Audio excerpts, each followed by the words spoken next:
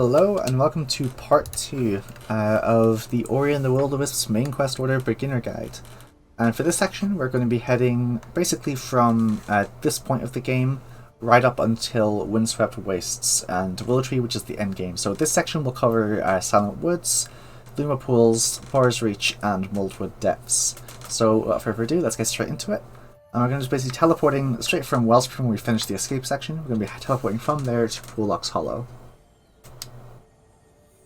And this is one of the reasons we need fast travel. As you can see, we can just fast travel from anywhere now. And what we're going to do is just equip our bow, if you don't have it already equipped. And we want to kill these enemies first. And it doesn't matter if you use a bunch of energy to do so, because you'll get a full regen once the fight starts. Same with your health, so getting hit is fine. You want to kill these enemies because otherwise they will make a surprising pain for you during the Hornbug fight, because they'll clip right through Hornbug because they're not meant to be here normally. They'll clip through Hornbug so you can't hit them and they'll start doing damage to you, which is a real pain. So we're just going to walk into the Hornbug trigger now as normal, except this time we have a souped up bow so we can slaughter him. And he only has 3 attacks, so the first one is this one. You can dash under him as he's about to make fire. And he's going to jump 3 times. Each time you can just dash under him and fire 5 shots towards him. And then he'll do this at slow turns sometimes. You can again just keep aiming through there. And this dash, you want to dash underneath him and then just do the same thing. This time he gave a faster turn, you can see, so I didn't get as many hits. That's the free jump attack again, and there you go. That's the fight. He has only those things to worry about, only the dash into jump, the reel up and throw fire, which you can dash underneath, and the triple jump. He'll never do a double jump or a single jump. And sometimes he gives a slow turn, which will make him do a headbutt at the end. But the headbutt has a pretty limited range, so unless you're like right on top of him, he won't hit you. Now we're going to head right here into Silent Woods. There's going to be another cutscene with Kwolok here as we reach these 2 little leaves we used before. And we can skip the cutscene. And now we're going to head into Silent Woods. We have to watch this cutscene with the Moki. There's a skip for it that's only available to PC players, as it involves quit to menu, but it's quite advanced.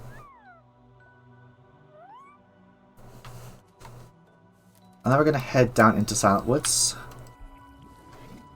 The game will tell you, but obviously hold A to swim faster. You can use to pick up some air there, or you can pick up air in a second. This one leaves you a bit low on air, as you can see.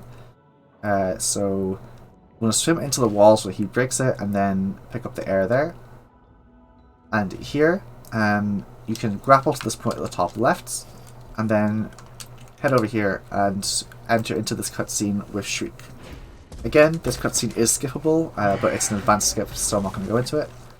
I just bring up all the times cutscenes are skippable, just because, you know, if you're the type that gets bothered by cutscenes, then they're not as prevalent in with advanced scripts.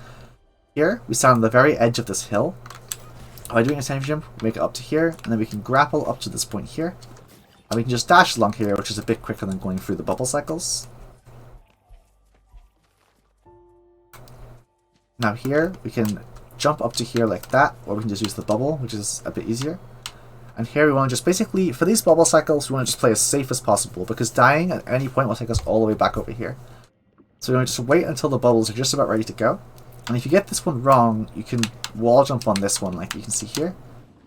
And then there's some ground here. We're going to be waiting for the bubble on the right hand side here. So once it's ready to go, we can pick it up like this, and then head back over here. Here, we can just do a sentry jump all the way up.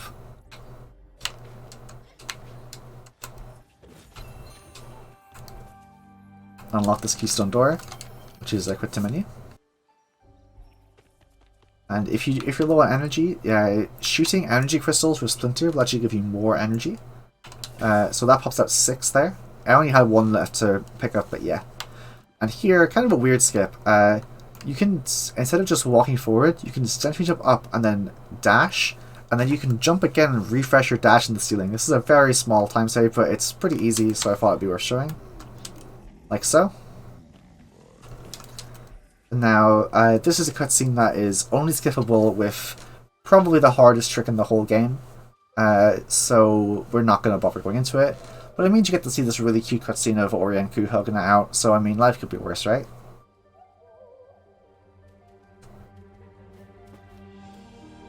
Very good. Right, now that's out of the way though, we gotta go fast, so we're gonna skip through the rest of it. So now we're on Q, and Q controls subtly differently from Ori, but we're not gonna really care about that for the sake of the minute and a half we're gonna be on here. So first we're gonna just float over here, and we're gonna just bring up this little fireplace. And we're going to pick up all 4 of the keystones. So we want to just pick up this one first. And then before picking up this one behind this guy, we're going to bring him down here. And then we're going to flap him into this. And head down here. And be careful to land here, because otherwise you have to go all the way back up. And despite what it looks like, this branch is not part of the platforming content. Like, you can't jump on it. Picking up this keystone makes Shriek appear up here, which will trigger a cutscene when we walk back in. You didn't accidentally skip it the first time like I thought I did. I thought I was sick, and I was like, yo, let's go with a cutscene skip. No, this one only spawns once you get the 4th keystone. Now we're going to go pick up the other 2. So for this guy, we can just flap him into the spikes. Pick it up. And here we still have the bow, so we can just destroy this and then pick up, get through the door with another quick to menu. For this part, you can either shoot this on the way up, like this, or if you're not comfortable hovering while shooting the bow, you can just do this the normal way, where you shoot it, and then you head back over here, and then you head up here.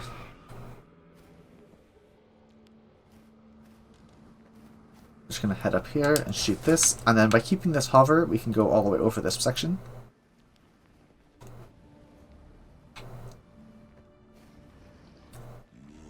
Then say hi to Hal. Bye, Hal. And for this part, some runners find it easier to unequip Splinter here, as that's going to make the upcoming bow shot a bit more difficult. It's up to you whether you want to take the time to do that, or whether you're comfortable with it. But just keep patient with the bubbles again. If you are a bit too late with it, you can see you can normally get there in time anyway. So here, I'm going to take the Splinter, and if you're not comfortable going all the way through, you can then jump back to the bubbles as well, that's fine. If you're not comfortable with Splinter, then this section would look more like this.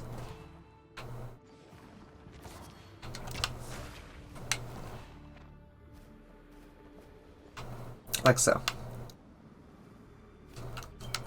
And then we want to put Splinter back on afterwards. And to jump up here, this cutscene of Shriek breaking the rock is unskippable. However, if you're quick enough on moving to the right now, you can actually get all the way over here before the thing is finished breaking. Just a small time save you can do. Like so. And here, you don't have to jump to the left, you can just double jump up here and that'll make it. And here, we're just going to basically move into this cutscene as normal.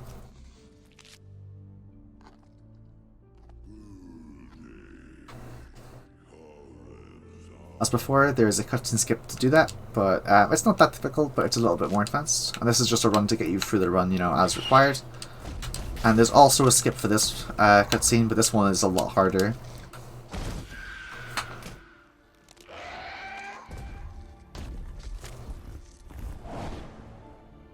Now we're going to need to come back to the Spirit Well later, but just heading up like this will still activate the Spirit Well, so you don't need to stand on it or anything like that.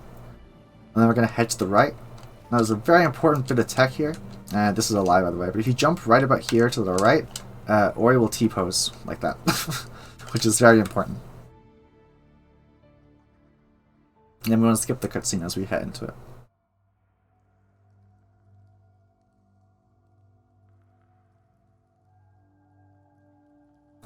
This section is very much the now you can read some donations section of the run, like Q in general, but this part in particular, because all our movement is locked out, we can just walk to the left and wait for Ori to shout Q.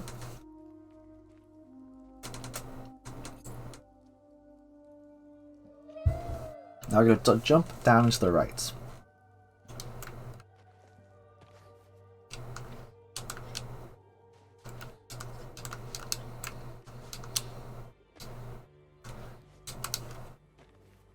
And then as soon as we get to like this little twig thing, we want to just skip cutscene.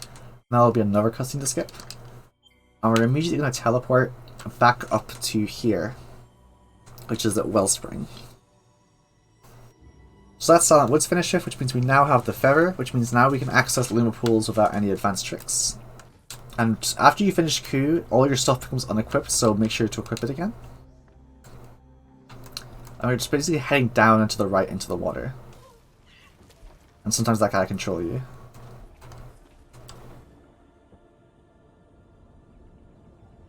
If you're quick enough, you can just about make that cycle. If you don't, then you want to just wait it out. Head in here, and then you can't quite make it over there, so you have to head up here to get some air.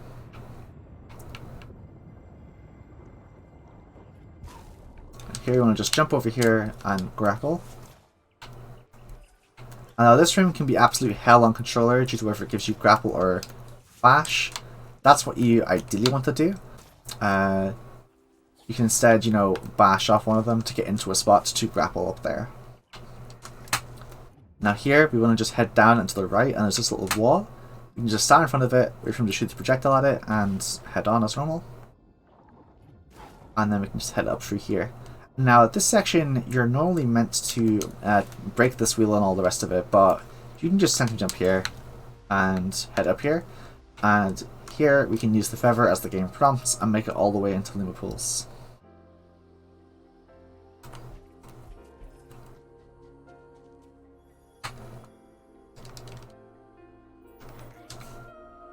Now head over here to the left and do a sentry jump up here. For this section, what you might want to do is unequip Overcharge if you only have 4 health left. So what you want to do is just kill this guy for the sake of convenience for showing. Sentry jump here, and then from here do a sentry jump up to this guy on the wall. He'll probably die as well. And then whenever that bubble appears in the bottom right of the screen, you want to jump onto it and take it up to the higher ledge. This little wall here. And from here we can jump over this and then do a damage tank on those spikes. So, like this. And from there we can jump up to here and do a quick to menu.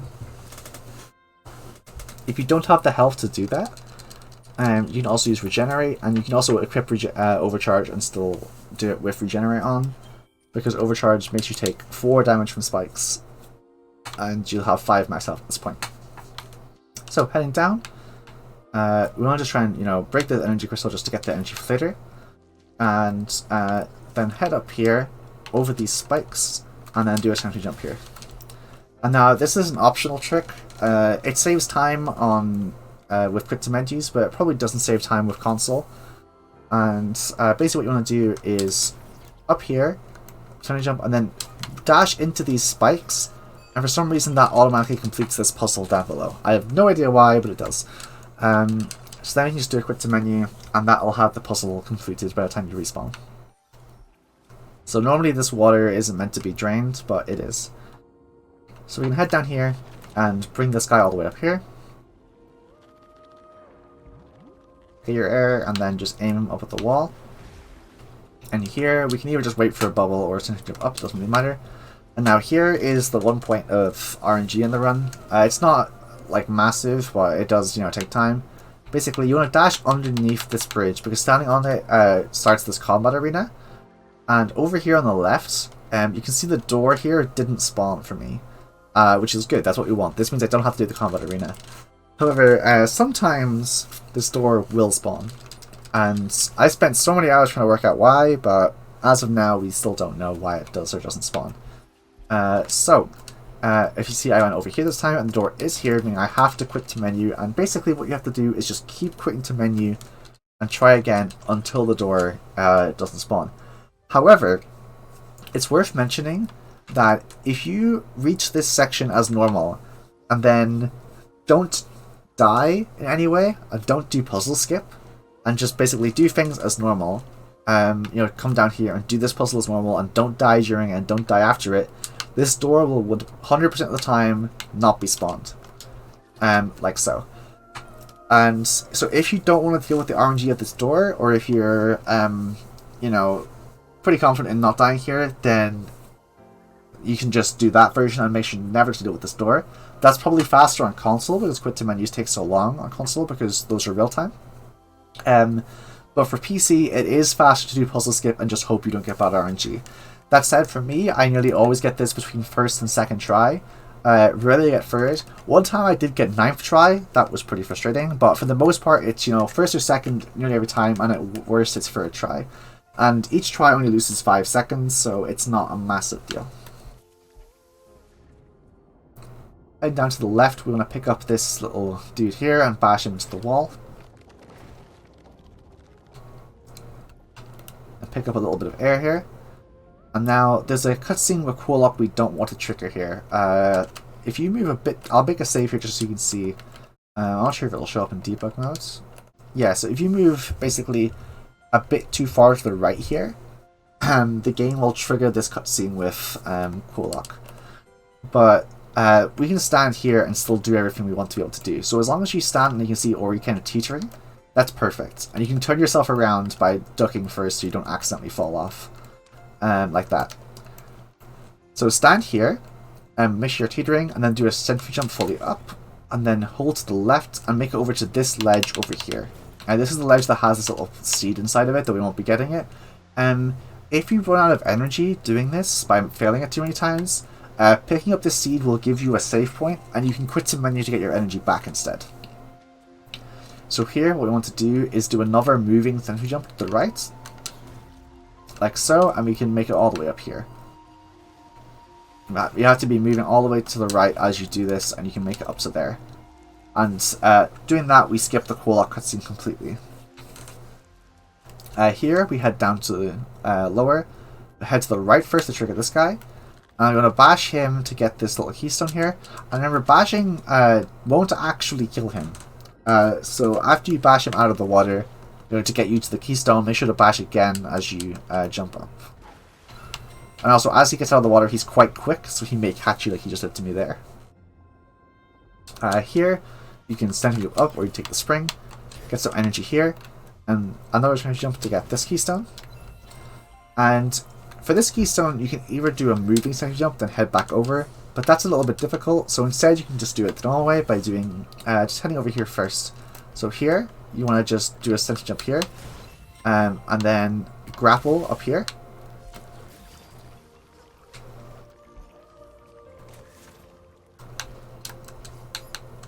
Head down here, and then jump into it and dash back to the right. So you can just head over to the door here. And this is another quit to menu here. If you're on console, you can instead just dash into these spikes, and that'll skip opening the door. And then we can get Water Dash.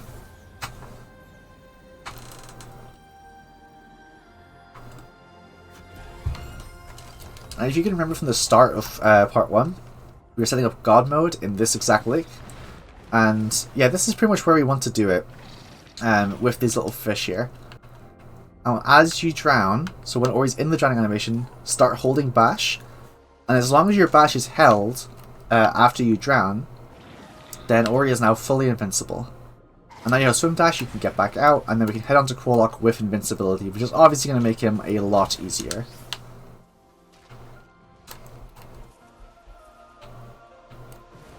Now, a really important thing to mention about God mode is you can't be hit by anything, which includes this, but they will do weird things to Ori, like so. And the worst is that you can get pushed out of bounds completely like this, which will make you have to quit the menu and get God mode again, which is obviously very time consuming.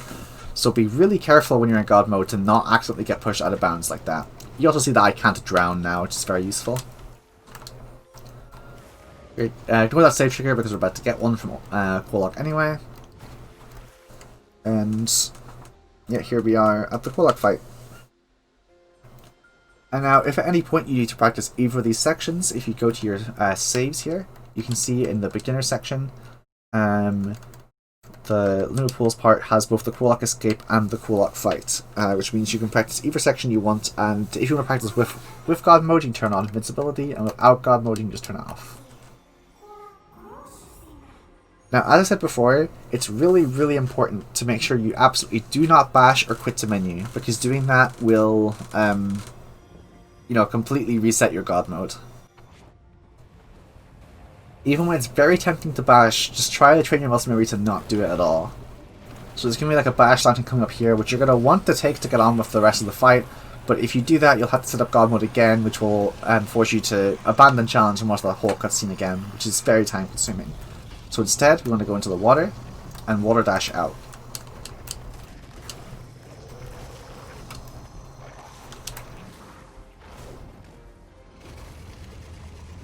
And here we can just go up and over. And head to the left hand side of the arena, as that will make Kwolok catch up to you like Mario Kart AI. Now for the fight, we want to just pretty much just aim up and just hold bow, because Kwolok can't do anything to us. And he'll transition to phase 2 at around 60% health. When that happens, like that, we want to just pick up this and then go back to shoot up at him. And here, we want to just basically dash out of the water and just shoot him when we can. So, 1, 2, 3. 1, 2, 3. And you just do this over and over again.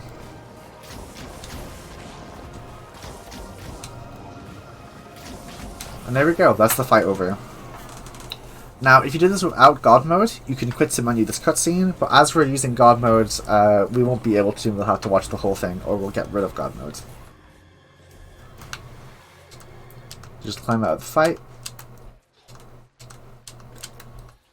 There's a really small thing here. If you go too far to the right, the game doesn't let you dash. Like here, I can't dash. You can see me mashing it. Whereas if you just jump from here, and you can dash into it, and that's a little bit quicker. I'm going to fast forward through Frog Champ, Sad Champ. Bible Thump? How do Twitch modes work? Right, and now we're going to warp back up to Wellspring here, and head into Baur's Reach. I assume this is obvious, but you can't fast forward through things like that in a regular playthrough, or speedrun. We're going to equip our Feather, because we need it for one use and one use only, and that's to open Baur's Reach. So again, we're dropping down here. This time he won't troll us because we have God mode.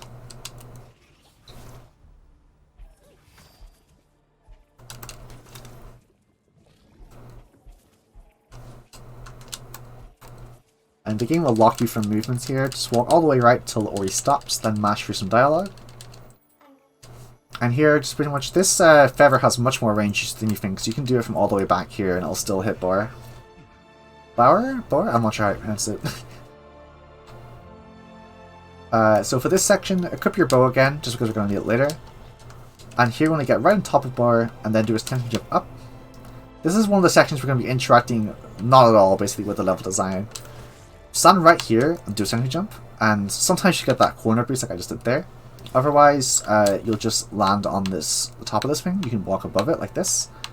And here you can just dash over it, do another sentry jump, and pull this lever.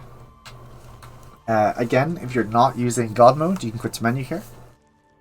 Or if you've accidentally run out of God mode or anything like that. God mode is explicitly for comfort, so again, you can use it if you don't, but it makes things a lot easier. Now here, the only way we can get out is either with God mode by just wall jumping out, or we can just do a sentry jump. Then we can dash to the right. The spikes don't matter. And here's going to be the first of our major skips for this section, which is that we don't get the grenade at all. And the way this works, there's two ways you can do this. Either with God mode, you can just simply send it up, and then you actually do this without God mode if you're quick enough, but you can just do another sending up here, and then do one last one here, and you're now out.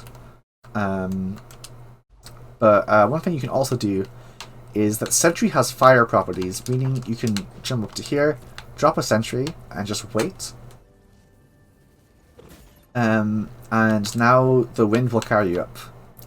Whenever a sentry gets pops at the end, basically its fire properties will trigger. So here, what we can do is send it up, land either on the spikes or on this, it doesn't matter. Then do another sentry jump up. And then here, with God mode, what we want to do is just drop a sentry right here. And doing this will make this thing come down. Don't stand too close to it, as you will go out of bounds if it crushes you. If you don't have God mode on anymore, what you want to do is get onto this, then jump from here, dash over to the right, and then drop a sentry like there. and with that you should be able to make it back over. And the spikes, just to quickly very quickly show you, are a bit more generous than you might think. As you can see there's this kind of spot here where they don't really hit you at all, and this is the spot that breaks the ice. You can see it doesn't really overlap with the spikes too much here and here. So using that, we can just drop a sentry pretty far away actually, and then still make it back fine. And now, because of God Mode, we can just dash through the snowball. If you need energy, there's some right here. And here, what we want to do is just sentry jump up, and we can dash over here to the right. And this is the last of our major sections, escape server. Here, you can either jump up here and then drop a sentry like this. Or let's do it the other way. Just warp myself over real quick. You can just stand on this and then quickly sentry jump up and then drop a sentry, and that's the fastest way to do it. Here we want to just water dash out, and you can see we can't quite reach it, so we can stand here and do a sentry jump. And here, if you need health, there's health here and there's energy here too. And for these guys, it's very tempting to bash them, but again, don't bash them. If you don't have God Mode, what you want to do is bash your way through their shields and then hit them. But with God Mode, we just simply dash through. Like so. And for these guys, we can just pretty much, run them into walls, run him into walls, and just kind of keep going as much as we want on him.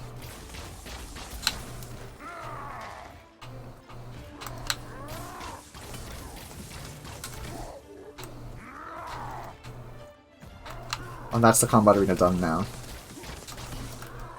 Oops, okay.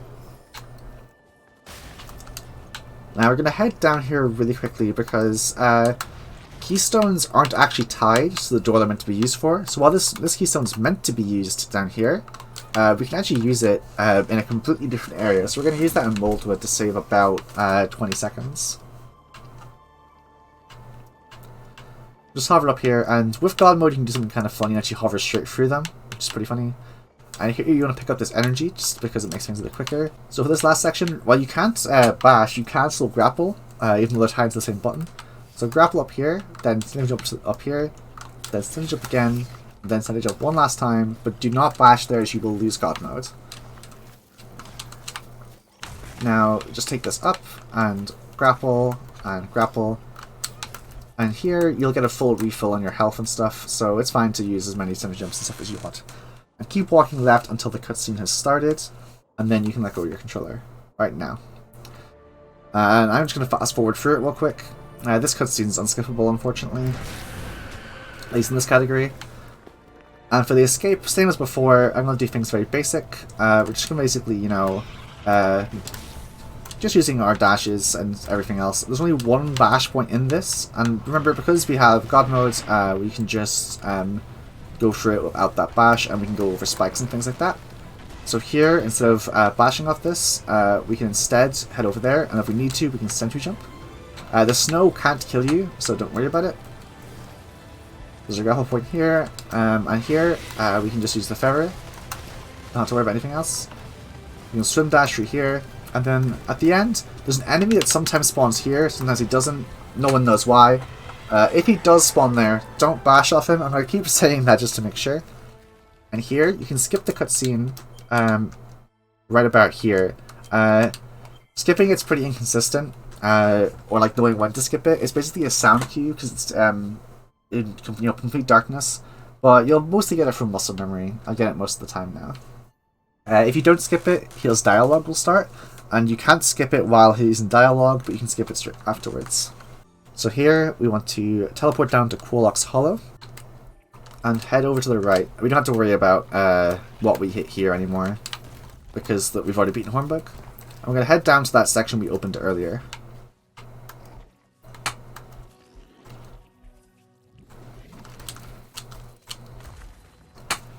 And this is a very long cutscene. It's possible to quit to menu this cutscene from the moment Ori stops walking, but we can't do that with God Mode on. If you're using God Mode, you might even find it better to come down here after you finish Silent Woods, quit to menu this cutscene and then warp up to Wellspring. That might even be quicker than watching this whole cutscene because it's that long. But ultimately, it's up to you what you decide to do and what route you're comfortable with. It's also possible to do this whole section without God mode, of course, but then you're stuck fighting Mora, who's a very, very challenging boss with the lower requirements you have. So yeah. So right, after that cutscene finishes, we're just going to head down into here basically, and because we have God modes, we don't have to worry about spikes or anything like that. We're going to head down here to the right. And there's a cutscene here, we're just going to mash dialogue as we reach here. And now the main thing to know about Moldwood is that while the darkness kills you, as you'll see here, shooting my bow will refresh my light. Also, because we have God mode, we can't actually die to the darkness, but as you can see, I don't know where Ori is now. And it only gives you full light back once you go back into the light for a while. So ideally, we don't want it to be dark just because it can be difficult to traverse anyway. So the first thing I'm going to do is just head all the way to the left here. And go for that keystone over there. Head back into the light if we need it. There's also a save trigger here. I'm just going to shoot the bow so you can see where I'm going. And there we go, now we're out of the darkness. Also, using like your grapple on these things gives you your dash back, as you can see. This door can also be quit to menu, does all the rest of them if you need it. Yeah, so here what we're going to do is we're going to just head to the right and just dash. There's a pool of spikes, but we don't care, we have God mode. And then we're through to the next section. Here, it's a little bit more complicated. What we want to do is head down, and then as we reach the bottom, dash to the right, and then as we reach the bottom of that, dash to the left, and then we're through that section of the darkness. I'll turn on debug mode so you can see what it looks like. So here, we can dash to the right and then dash to the left here again. And you'll need to use the bow to get through here if you're not using God mode. Here, we're not actually using any keystones here. We're going to head to the right, and we're going to pick up this spring over here and use it to head to the left. So you can get some light here, and I'm going to get these two keystones here. So that's one keystone.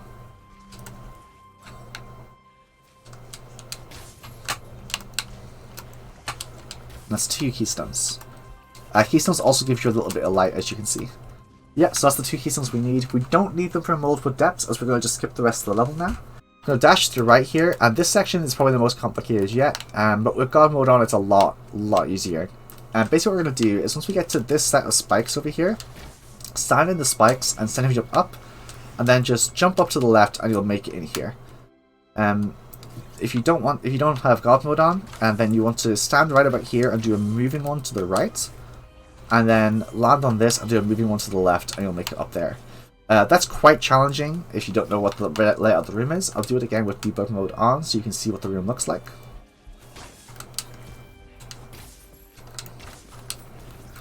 Like so. And now we want to get up to this spring. You can see in the top right, we can just do one standing jump up here, then get onto the spring, and do one last standing jump. You go through the bottom of that, and then we're on to Mora. There's no way to skip this cutscene, so I will simply just fast forward through it. And this set, for the Mora fight, similar to Kwolok, we pretty much just hold up and bow.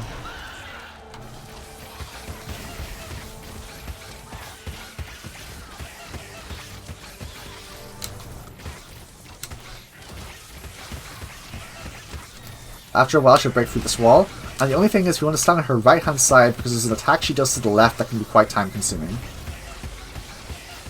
And be careful not to run out of energy, because we want to have enough to make sure we can do a sentry jump up through this section, because we don't want to bash and lose God mode.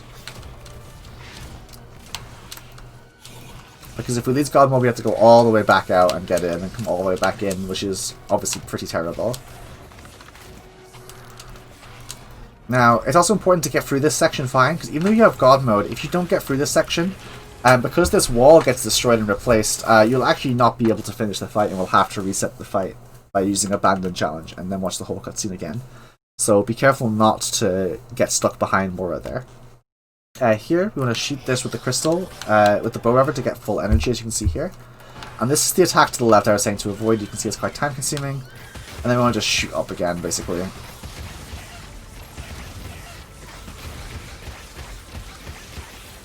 And when she starts screaming, she's invincible, so just wait it out. You can pick up the energy crystal over here as well, because it's likely respawned. And then we can just aim up for the rest of the fight, and then soon enough she will die. And once she dies, immediately pause and skip the cutscene. And that's it. With that, we're now done with the second part of the guide. We're through the whole first sections of the Wisps. All we have left to do is Windsuck Wastes and Willow Tree and Shriek. So thank you very much for watching, and I hope to see you in part 3.